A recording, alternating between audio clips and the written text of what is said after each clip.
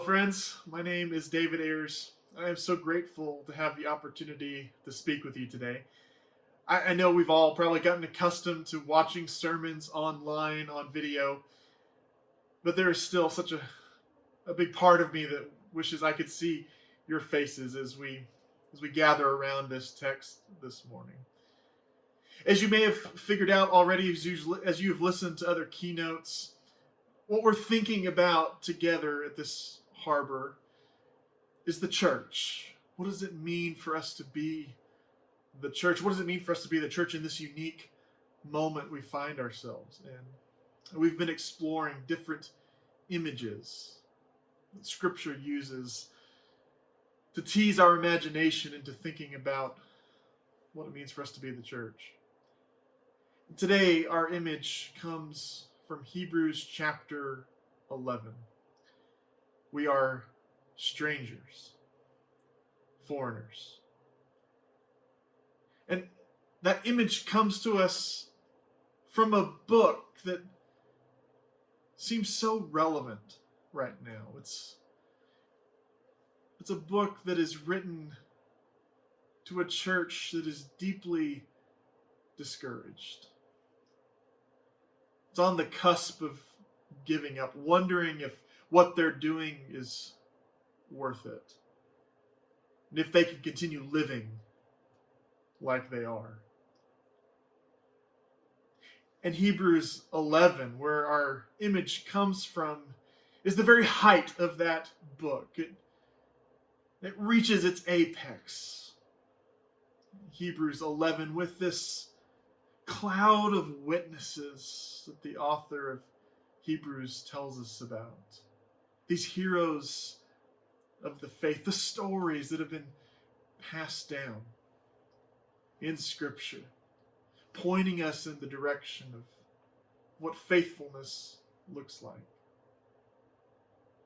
And in that series of stories, we come to the story of Abraham.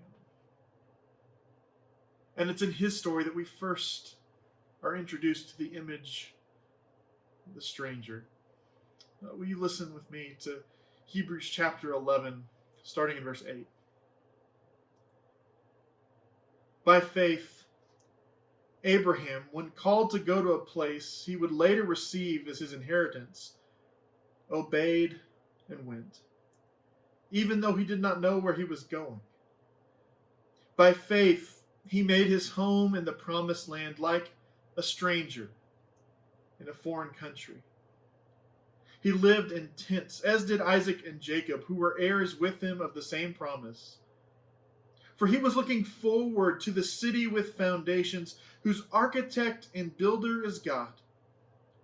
And by faith, even Sarah, who was past childbearing age, was enabled to bear children because she considered him faithful who had made the promise. And so from this one man, and he as good as dead, came descendants as numerous as the stars in the sky and as countless as the sand on the seashore.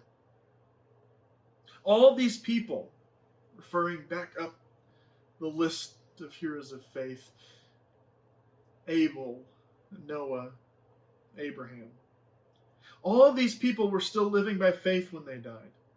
They did not receive the things promised. They only saw them and welcomed them from a distance, admitting that they were foreigners and strangers on earth. People who say such things show that they are looking for a country of their own. If they had been thinking of the country they had left, they would have had an opportunity to return. Instead, they're longing for a better country, a heavenly one. Therefore, God is not ashamed to be called their God, for he has prepared a city for them. Well, my dad retired just a couple of years ago, and when he's not remodeling the bathroom, a project that's taken a couple of years, he spends a lot of his time doing genealogy. He's done a lot of research on our ancestry as a family. And a couple of months ago, he made a really exciting discovery. I got an email, my brother and I got an email from our dad saying, "You'll never guess what I found." One of our ancestors, your great-great-great-great-great-great-grandfather, actually came over to America in 1620 on the Mayflower. One of those events you learn about in the history books when you're in school. Our family member was on that ship. And that journey was incredibly dangerous. There were 102 people on board the Mayflower. And within the first year, 45 of them had died.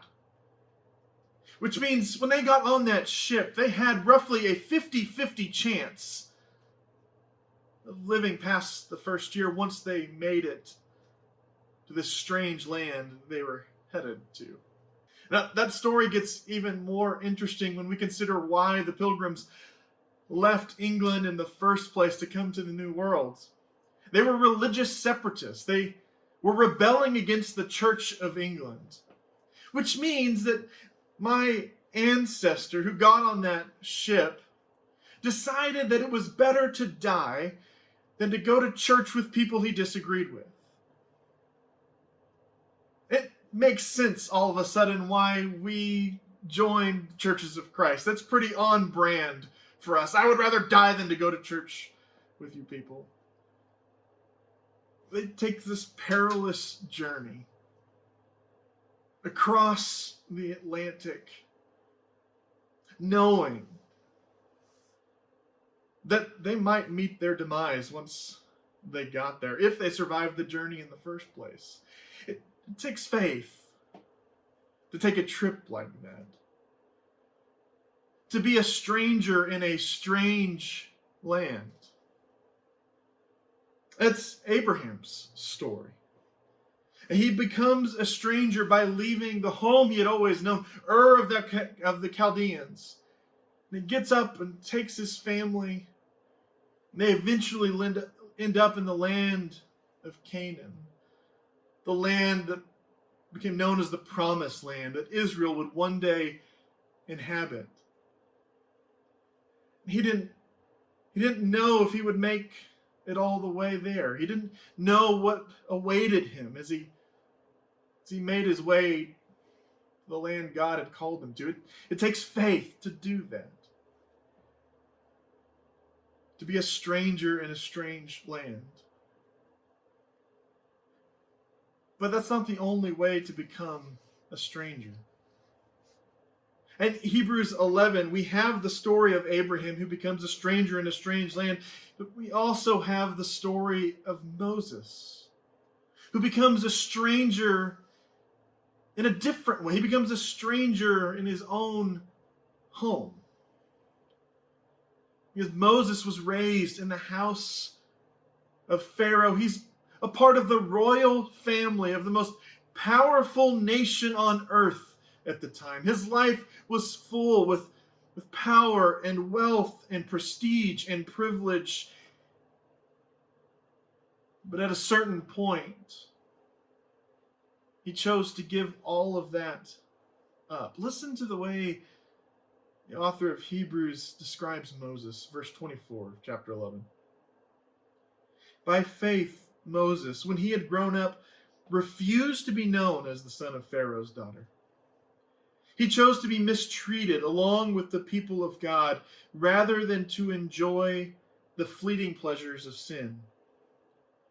He regarded disgrace for the sake of Christ as of greater value than the treasures of Egypt, because he was looking ahead to his reward.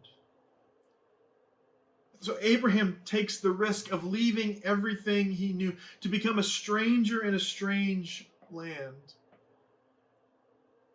But Moses takes the risk of being ostracized and rejected by his own people, the people that loved and raised him. He becomes a stranger, a foreigner, within his own home. And as challenging as it has to be, as it must be, to be a stranger in a strange land, I imagine it may be even more challenging to be a stranger in your own home. I think of the story that was told recently in the movie A Hidden Life, the story of a married couple, Franz and Francesca Jägersdottir. Franz was an Austrian farmer during World War II. And as the war continues, the Nazi army starts conscripting men to join them. And so one day, Franz gets his letter in the mail saying he's been called up. He's got to leave his picturesque village, nestled in the valley of the Alps in Austria, leave his family, and to go and serve the Nazi cause as a soldier. And he's caught in this dilemma. Because what it means if he accepts this conscription is he's got to pledge loyalty, swear fealty to Hitler. That's the first thing he's made to do when he shows up at the barracks. And so most of the movie, knowing that that moment is coming, we see Franz wrestling with what he should do. Can he in good conscience swear fealty to a movement that he knows is destructive and untruthful? Well, that moment comes and he decides not to make his pledge of allegiance to Hitler. He goes to prison, a POW camp. His wife and small children are left behind to watch after the farm. And what happens to them is just as disturbing as what happens to Franz. What happens to them is that just like Moses, they become strangers in their own home. This tight-knit community, this small village where they had made their life, where they know everyone's name, all of a sudden, they are outcasts. At best, they're ignored. But at times, it goes beyond that to insult and threats. As difficult as it may be to be a stranger in a strange land, maybe even more difficult to be a stranger in your own home. That's what Moses discovers when he comes back into Egypt and confronts Pharaoh. He comes into the palace not now as a family member, but as the leader of the opposition. That's what Franz and Francesca discover as they find themselves either one in prison or two ostracized in their own small village. And I wonder if there's some of you that maybe know what that feels like in this season. That maybe some of you have come to feel like strangers in your own home. Like maybe you've taken risks in the direction of the kingdom, but you found that there was a relational price to pay. And that now you have enemies among those who were formerly your friends. Or maybe you've said things that made people question your allegiance to the status quo, and you've been labeled as a disturber of the peace. People are kind, but suspicious of you. Or maybe you've refused to be silent about the elephant in the room. You've named that which shall not be named within your small community. And now you find that you are the new elephant in the room, the thing that people are pretending is just not there. Or maybe you have questions or ideas that are out of sync with the local orthodoxy, and you find yourself wondering if it's really safe to express your thoughts out loud, what consequences there might be if you gave voice to what you're thinking. Maybe you saw the writing on the wall and you could see where your community was headed, the kinds of values and behaviors that were going to be expected and rewarded. And so you found yourself moving to the fringe of your community. You're still connected to some of the people there, but not engaged like you once were. And now you have this creeping sense of being spiritually homeless. You know you don't really belong where you are, but you don't know where you might belong elsewhere. Stuck between those two places. Stuck in perpetual purgatory. Or maybe you simply exist as the person you happen to be. And you know that if you showed up fully as yourself, it would mean likely rejection. Some of you may have never been fully seen or received into the fold because from day one, your voice was seen as a threat. And your presence was either tokenized or tolerated at best, or outright opposed and condemned at worst. Some of you know it's difficult to be a stranger in your own home. To feel that you have to sacrifice belonging in your current community in order to pursue the vision of God's beloved community. It's difficult to carry in your body the ache of knowing that where we are is not where we are meant to stay. And so in this season where I imagine there are growing numbers of people who feel as though they're strangers in their own homes. If that's where you find yourself right now, I want to offer two things, two words. The first is this: as long as you are faithful to Jesus,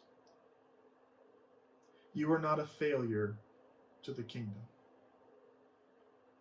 One of my favorite sections later on in Hebrews 11 contrasts two very different groups.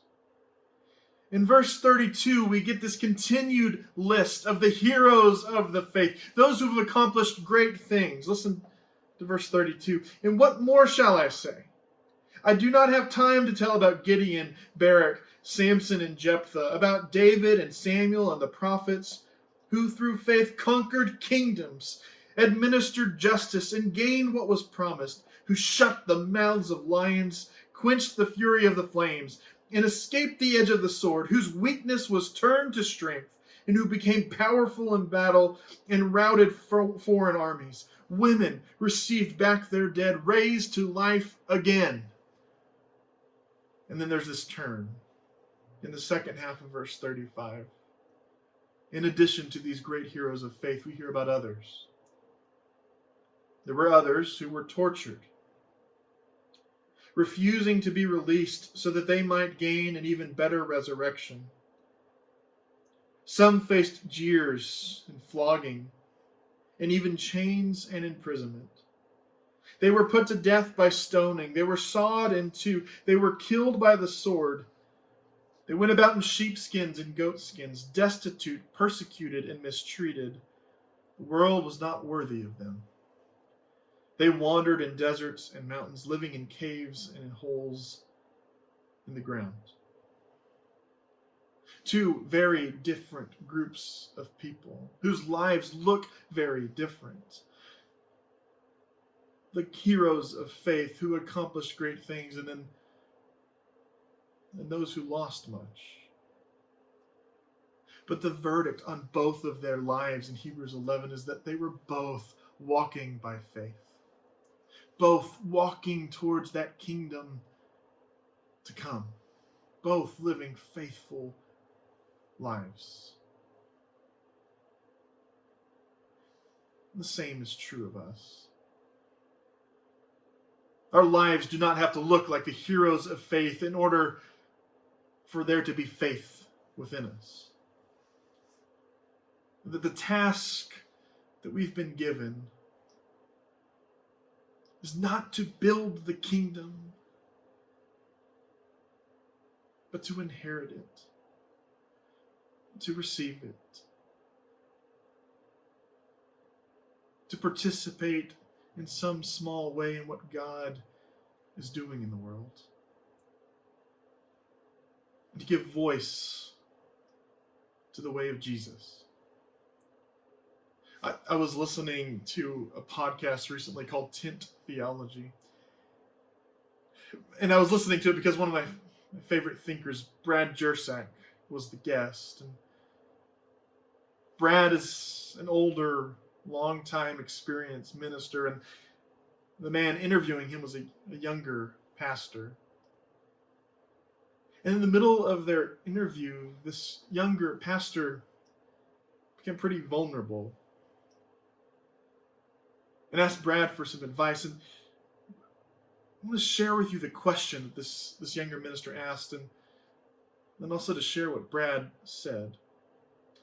Well, this is what the younger minister said in the middle of this podcast. He says, I have moments where I just want to give up. It's really hard, like on an existential midlife crisis kind of level. Am I wasting my life by teaching Christianity to a majority culture that demonstrably prefers patriotism and materialism and war? And undoubtedly, at the very first hurdle, they'll throw Jesus over to go for money, power, and patriotism. It's not even a debate. So are we wasting our lives, Brad, is the question. And in response, Brad tells this wonderful story of he himself as a younger man asking the same kind of question to an older mentor. And as Brad is describing the kind of frustration that he feels and trying to pull his church to where he feels like they should be, the way his work just seems to land on deaf ears, this older mentor says, okay, I hear that you're frustrated. And frustration's a kind of anger that comes from our goals being blocked. And so the question to ask is, what's your goal? And Brad responds, I want the whole church to follow the way of Jesus. And the older mentor responds by saying, well, that's a stupid goal. Brad's shocked. How's that stupid goal? Why would it be stupid to want the whole church to obey Jesus? The mentor responds, well, it's because you're giving all the power to people you have no control over. It's a stupid goal because the first time someone opposes you, your goal is blocked. Of course you're frustrated. So the better goal is to accept what is, and to say, what can I do? What is my part that no one else can stop? And so Brad came to the conclusion that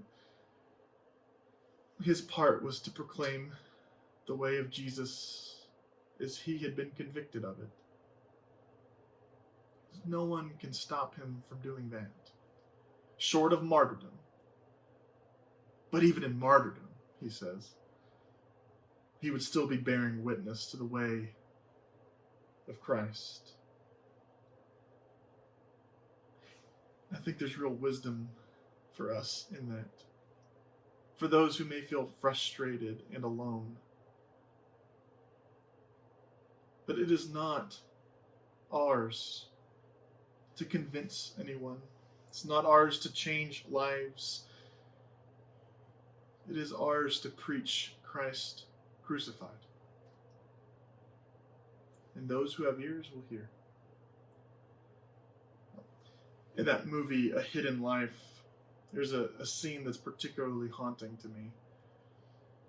As Franz is trying to discern how to handle this situation, whether he's going to pledge allegiance to Hitler and Nazism, knowing that what that will likely cost him, we find him in a church. And he's talking to a church painter. You can imagine the kinds of churches in Europe where every inch of ceiling is covered in paint, depicting scenes from the Bible.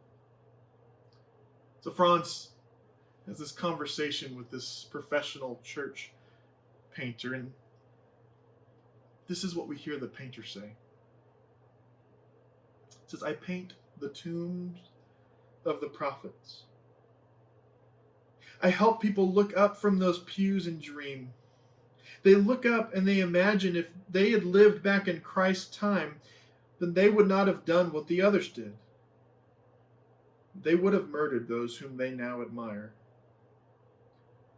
I paint all this suffering, but I do not suffer myself. I make a living of it. And what we do is just create sympathy. We create admirers. We don't create followers.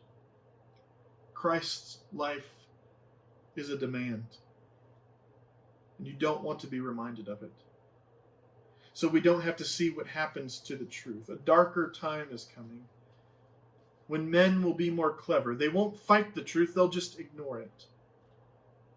And so I paint their comfortable Christ with a halo over his head. How can I show what I have not lived? Someday I'll have the courage to venture. Not yet. Someday I'll paint a true Christ." And in this moment, this season the church in America finds itself in, our churches find themselves in, what I'm convinced of is that we don't need more people who have more influence or have greater success or charisma. What we need are people willing to paint the true Christ.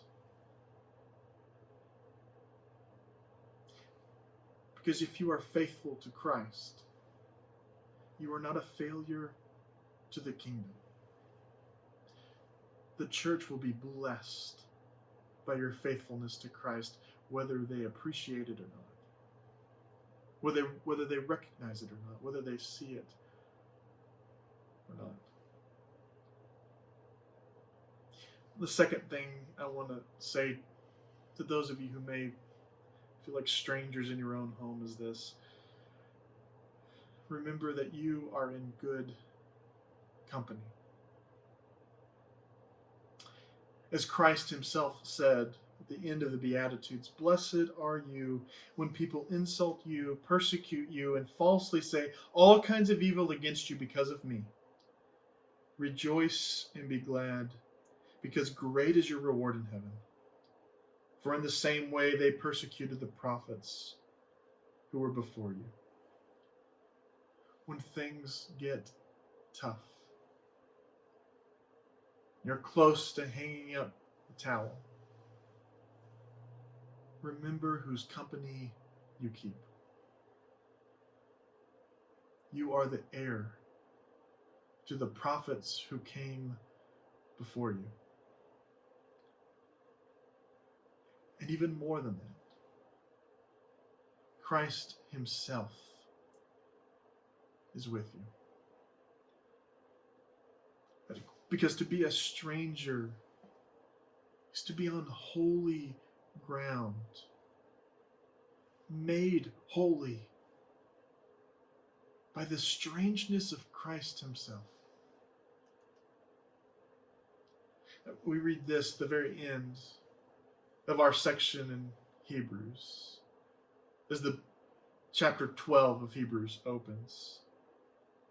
The writer sums up everything he has said like this: "Therefore, since we are surrounded by such a great cloud of witnesses, let us throw off everything that hinders and the sin that so easily entangles, and let us run with perseverance the race marked out for us, fixing our eyes on Jesus, the pioneer and perfecter of faith. For the joy set before him, he endured the cross, scorning its shame, and sat down at the right hand of the throne of God. Consider him who endured such opposition from sinners, so that you will not grow weary and lose heart. Consider him who knew what it was to face opposition, who knew what it was to be derided and mocked and ostracized and held at arm's length, to be accused and forgotten. Remember him, because his story is your story. Every time you experience that very thing, when you experience being a stranger yourself, your story is connecting to the story of Jesus. His story is becoming your story, and it's the only story that's true. It's the only story that brings life. It's the only story worth living. Remember whose company you keep. Christ himself walks with you. When you are a stranger in your own home, Christ is near. I want to conclude with a prayer originally written by Oscar Romero, another saint of the church, another prophet who knew what it was to be a stranger in his own home. May this be a word of comfort and hope as we conclude. Listen to the words of Oscar Romero. It helps now and then to step back and take the long view. The kingdom is not only beyond our efforts, it's beyond our vision. We accomplish in our lifetime only a tiny fraction of the magnificent enterprise that is the Lord's work. Nothing we do is complete, which is another way of saying that the kingdom always lies beyond us. No sermon says all that should be said. No prayer fully expresses our faith. No confession brings perfection. No pastoral visit brings wholeness. No program accomplishes the church's mission. No set of goals and objectives includes everything. That is what we are about. We plant seeds that one day will grow. We water seeds already planted, knowing they hold future promise. We lay foundations that will need further development.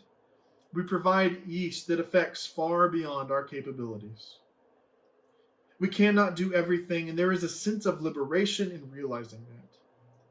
This enables us to do something, and to do it very, very well. It may be incomplete, but it is a beginning, a step along the way, an opportunity for the Lord's grace to enter and to do the rest. We may never see the end results, but that is the difference between the master builder and the worker. We are workers, but not master builders. Ministers, not messiahs.